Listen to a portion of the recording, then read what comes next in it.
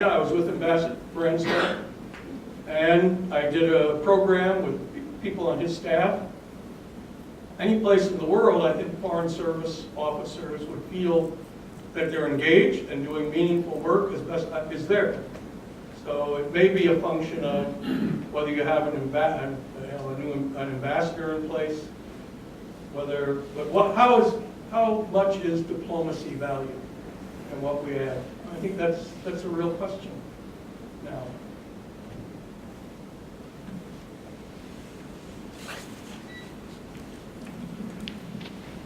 Well, first of all, thank you again for coming. You've alluded a lot to the divisions in the country, particularly in the context of foreign policy. There's a sort of ongoing narrative that part of the division in this country is about colleges and universities.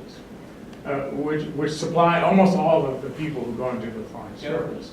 What do you think? One, do you think that's a real credible case that we are part of the problem? And two, if we are, what do you think we should do? So I don't do any politics. I don't give money. I don't endorse candidates. The World Food Prize, Dr. Borlaug has to be above partisan politics.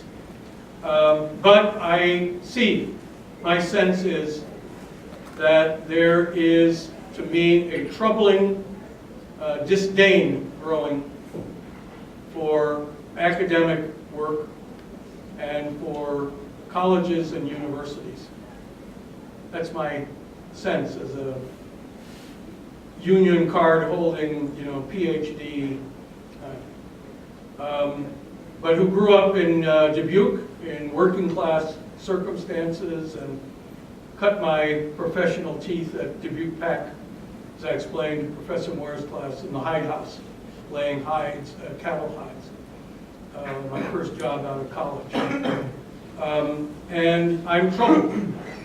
And I see that, to me, colleges and universities are the intellectual factories of America, generating jobs and valuable output, along with medical facilities.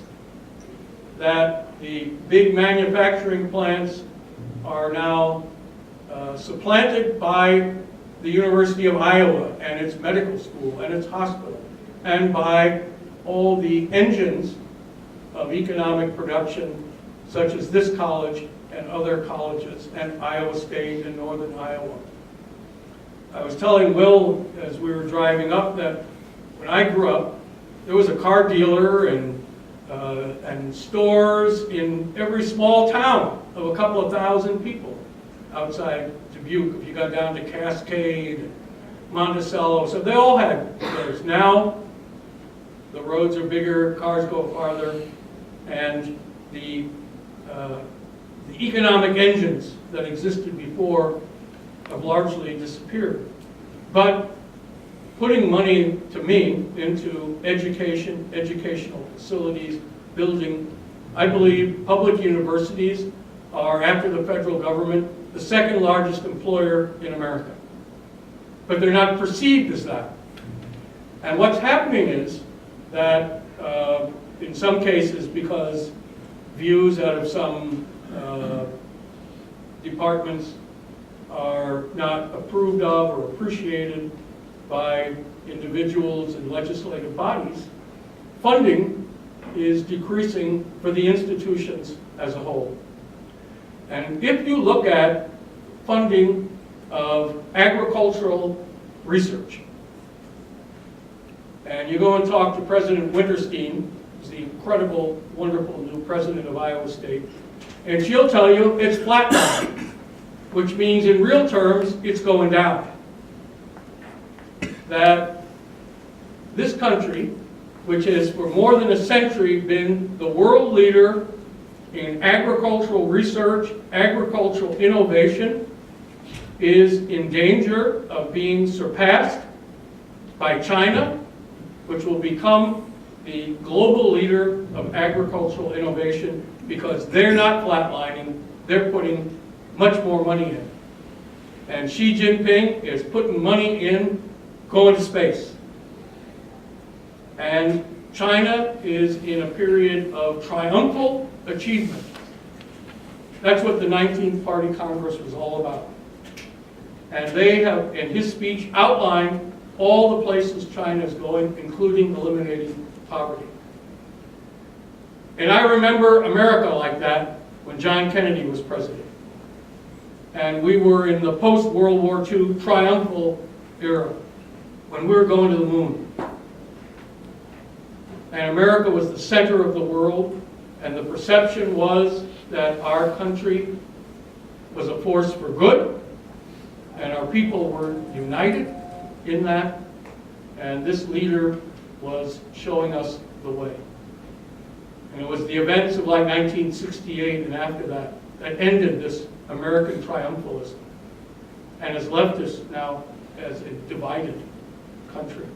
So my worry is that there are not enough common experiences between college-educated people and non-college educated people anymore to hold us together, and that the division of American politics is becoming along those two fault lines. And to me, that's a dangerous development.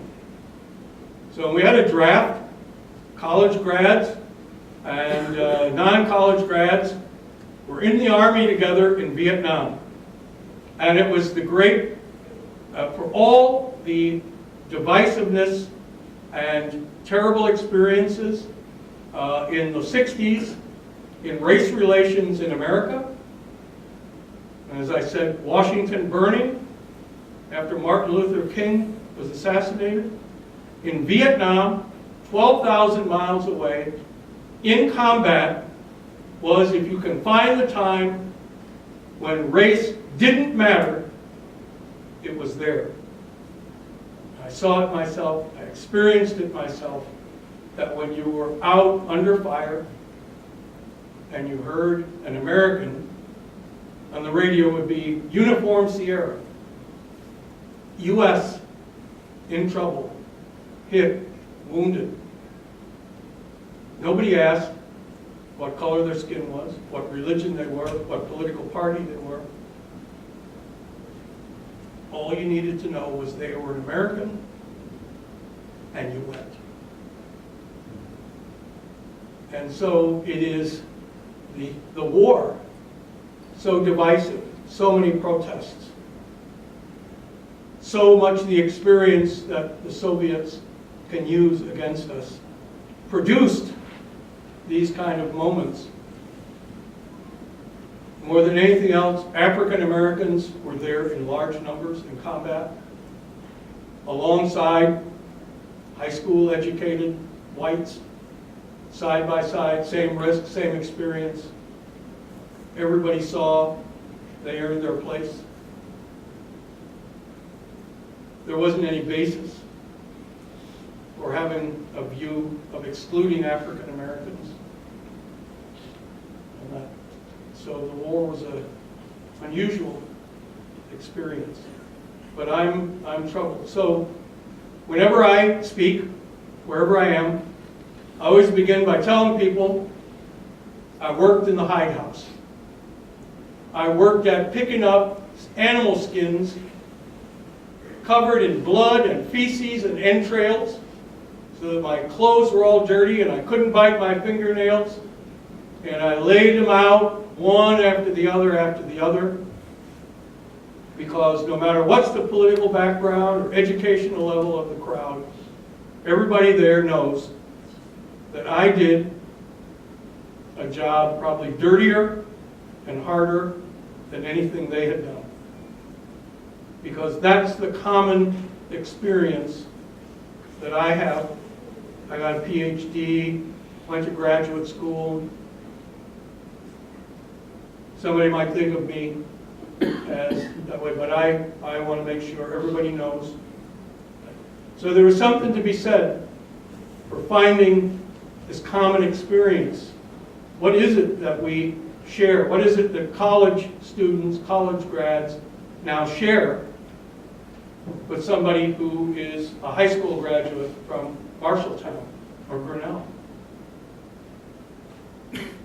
or Victor or Sully, Kellogg? I'm not sure. Who do you cheer for in football, or basketball? You know, watching the Olympics, I thought everybody's going to cheer for the women's hockey team. Incredible victory. But trying to find things that we all would stand up and cheer for together, it seems to me it's harder and harder to find. But more important than ever. That's what I endeavor to make the World Food Prize. That's why, to me, it's so precious to protect Dr. Borlaug's legacy, because he's still so admired. I think I mentioned in Professor Moyer's class, I have a photo that demonstrates this. I have a photo of Secretary of State Hillary Clinton with me and Steve King, Congressman Steve King. And I said, who's got a picture like that? But he would, Congressman King came to the State Department and was very supportive, as he always is, of the World Food Prize, of Dr. Borlaug's legacy, of those issues, because it's not partisan politics. So we can find ways to do that. But I'm troubled. I'm troubled by it, as I think you are. I think it's time for one more question. So thank you. Thanks again for coming. I'm still figuring out how to frame this question, but I'm interested I'm trying to figure out how to frame the answer already. Great. I'm interested in your take on what I see as two forces that are dividing maybe my generation. So you're talking about divisiveness in terms of the problems, some of the problems that we might have later on if we need to come together. In the case of a war, for example.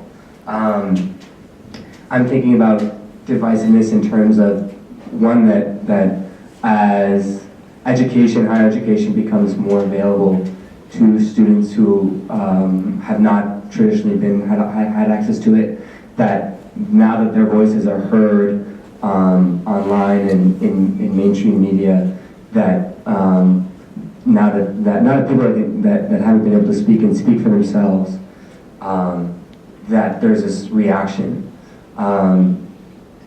that is incredibly divisive, right? Maybe more towards, I don't know how I'd put it exactly, but there's a kind of right-wing reaction. And then the other force being the widening gap in income as kind of disguised as race, that divisions in between race are caused by the incredible economic disparity between the working class and the 1%. What do you make of these two forces, voices being heard on the one hand and income disparity on the other?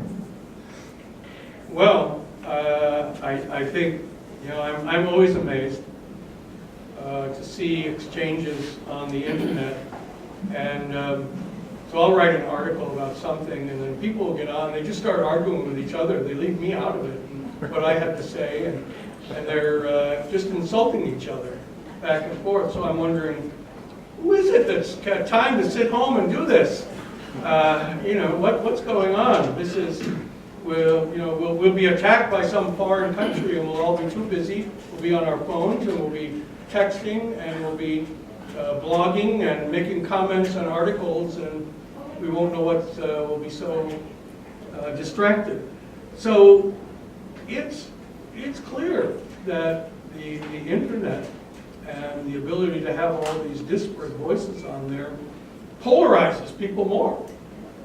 Just like, cable news, whichever one you like. I try to bounce back and forth one to the other, and to have a sense of what's being said. And I grew up a Catholic, so if you listen to Catholic radio, you heard all the things Catholics are supposed to know. And it's like that. People are just having their views reinforced instead of what is the purpose of a university, to make people think and see what the point of view of others might be. I was an instructor at the University of Maryland, in the 60s, and we're talking about civil rights and all of the civil rights acts and judicial acts and Gideon versus Wainwright and your rights to remain silent at that time. And one of the most wonderful moments was when a student came up afterwards and said, "Oh, you really made me think hard about views I have, and I now see points of view from the other side." So I'm not sure where that's happening. It seems that it's hard to make money in the media or on social media or on websites with even-handed discussions. I don't know where to go to find that anymore. I have a few shows that I like to think are balanced, but I know others say, "What, are you crazy?" They're off. So I worry about that and about the disparities. The one thing Xi Jinping said in his party address was the danger was that Chinese society